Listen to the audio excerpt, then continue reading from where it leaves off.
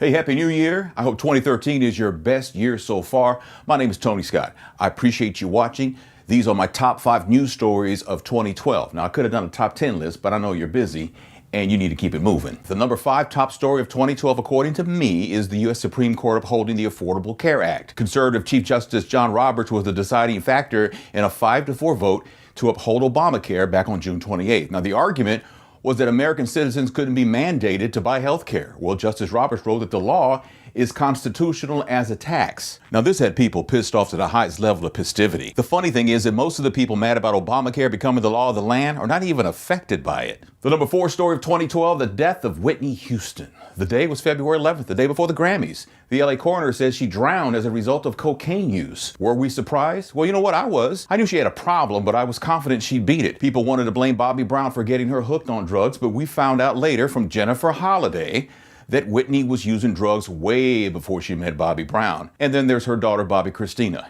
Everybody's worried about Bobby Chris, that poor baby.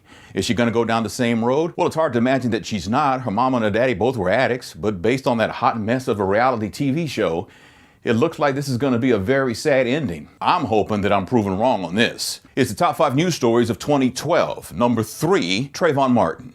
The February 26th shooting death of Trayvon Martin put the spotlight on racial profiling big time.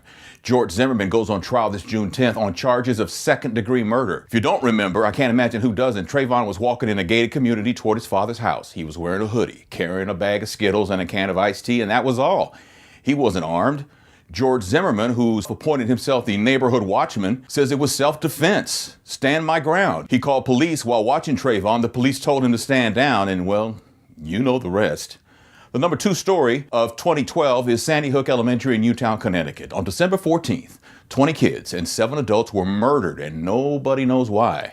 Now, this wasn't the only mass shooting in the country this year, but it's the one that has jolted this country. I don't know, maybe it's because it's so close to Christmas. Maybe it was because 20 people died. Maybe it's a combination of many things. The fact that all the children were shot more than once with an assault rifle somehow makes it seem more brutal, don't you think? Gun stores were selling out of these weapons when word spread that they might be banned. The NRA, well, they blamed everybody and everything except for guns. We'll see. Now, the number 1 story of 2012 in my eyes was President Obama winning re-election. A lot of people thought President Obama would be a one-and-done president. One election, one win, and then out. Even his opponent, Mitt Romney, was surprised. More surprised about what a big margin he lost by. And 46 states tried to suppress the black vote. That didn't work. Over $1 billion was spent on this campaign. But the real story here is how telling this race was on Race in America. Americans were ready to secede. How the color of President Obama's skin makes people hate to the point where sanity is questioned is very telling about this country.